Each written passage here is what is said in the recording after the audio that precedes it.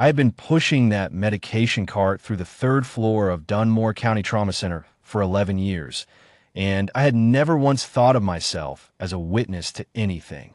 Leland Greer, charge pharmacist, night shift. I delivered drip bags and blister packs, and occasionally a word of small talk to whichever nurse was on. That was the whole of it. 3 days before the thing I'm going to tell you about, they brought in a Marine. I knew he was a Marine before I saw the chart. You learn to read a hallway. The two men sitting in the plastic chairs outside Base 6, short-sleeved shirts in November, backs perfectly straight, not reading anything, not looking at their phones. Those are not the posture of men waiting on a relative. They didn't speak to me when I passed. I didn't speak to them. I went about my work. The chart said Corporal Dennis Marsh, 26, burns and shrapnel to the left side. 3 weeks post-op from surgery that had gone well and a recovery that had not. He was eating. He was breathing fine. He simply would not let anyone near him.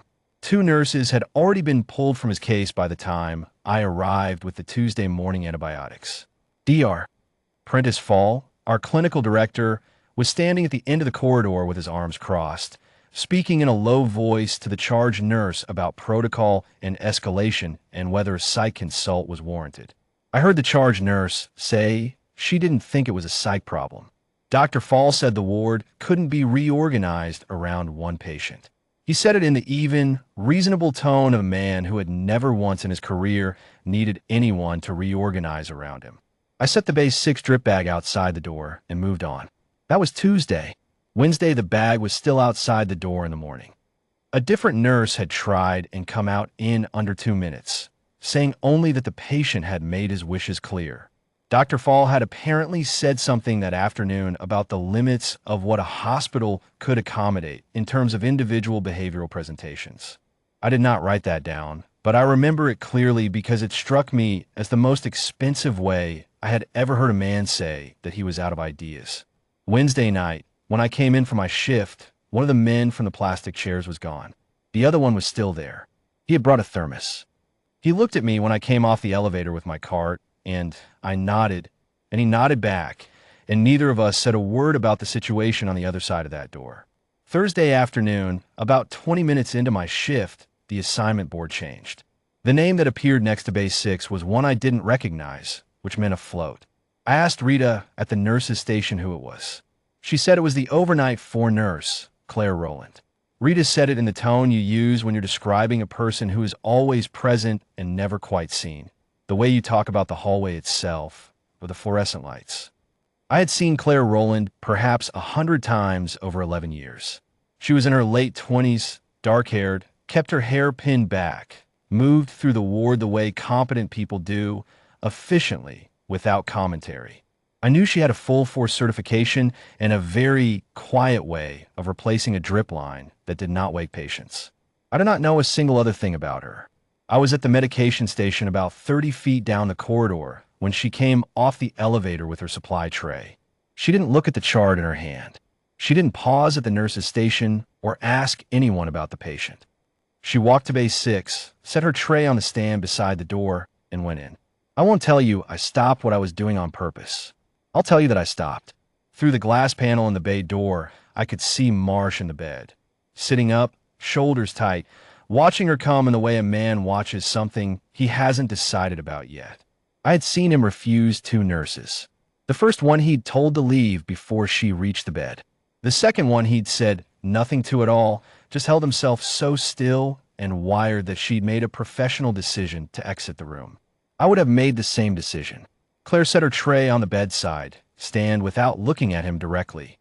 She checked the 4 line, the one that hadn't been properly serviced in 2 days because nobody had been able to get close enough.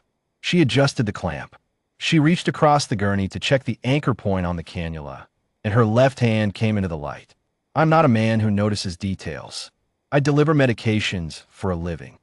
But I noticed this, and I noticed it because Marsh noticed it first, and when a man who has been holding himself at a controlled tension for 72 hours suddenly goes absolutely still in a different way, not the wired stillness of a man ready to object, but the stillness of a man who has seen something he was not prepared to see.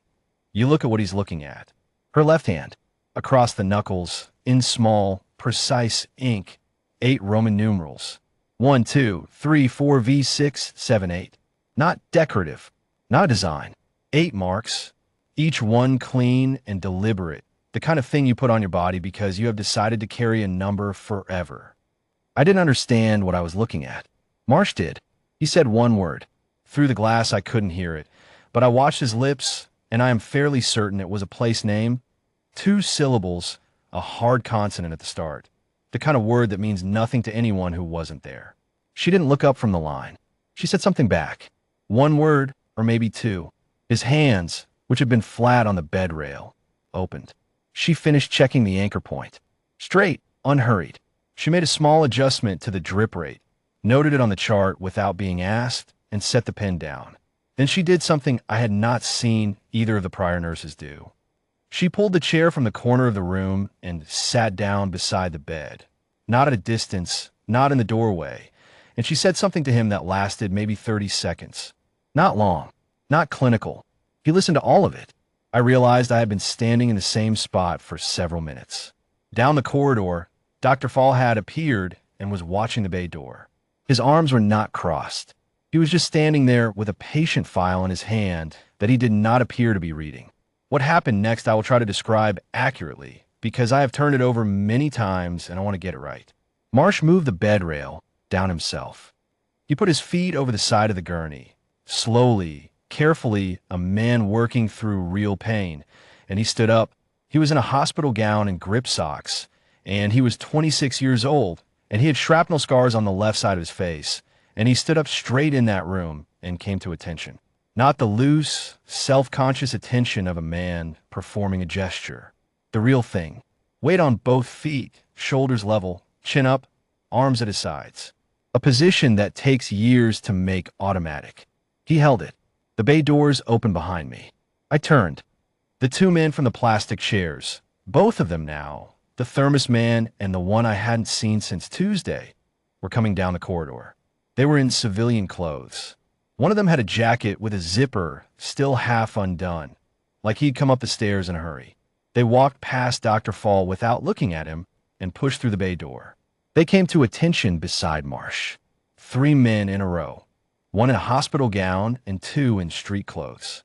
All 3 looking at a woman in scrubs who was seated in a plastic chair beside a drip stand, making a note on a chart. She didn't tell them to stand down.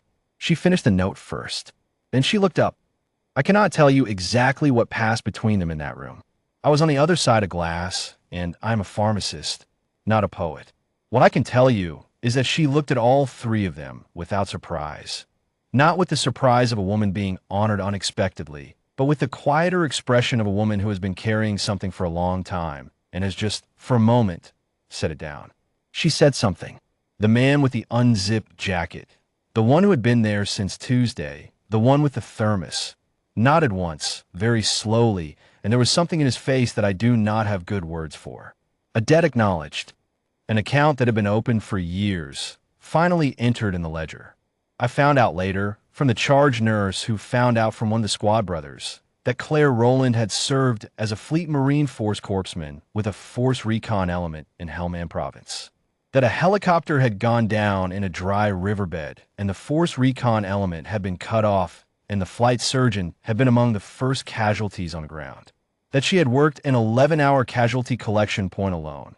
No physician, no medevac, no resupply after the first hour, and had kept 8 men alive until the extract team arrived. That the 8 marks on the knuckles of her left hand were for them. That Corporal Dennis Marsh was number 6. Dr. Fall was still in the doorway behind me.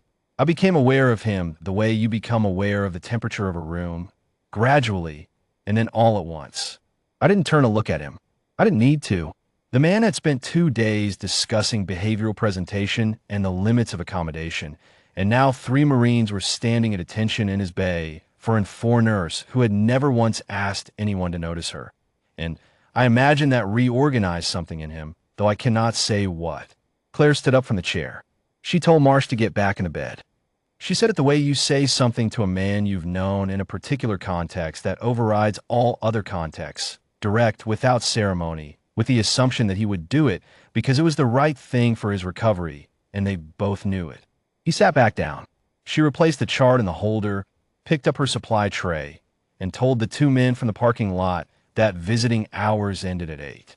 She came out of the bay and walked past me down the corridor. I don't think she saw me. Or maybe she did, and there was simply nothing she needed from a pharmacist at that moment. I've thought about it since, and I don't think it matters either way. I stood at the medication station for another few seconds. Behind me, I could hear one of the squad brothers say something low, and one of the others respond, and then the sound of a chair being dragged closer to the gurney, the scrape of plastic on tile, and then quiet. I picked up my cart and walked it to the elevator and pressed the button for the floor below. I have delivered medications on that ward for 11 years. I have watched a lot of things from a lot of doorways. I have never once, before or since, had to wait for an elevator because my hands were not quite steady enough to trust with a tray of drip bags. I waited. The doors opened. I went on with my work. Some debts, I learned that afternoon, do not announce themselves. They just walk down a corridor with a supply tray and do what needs doing, and the people who know, the ones who were in the riverbed, the ones who counted the hours, they find a way to say so. The rest of us just try to be paying attention when they do.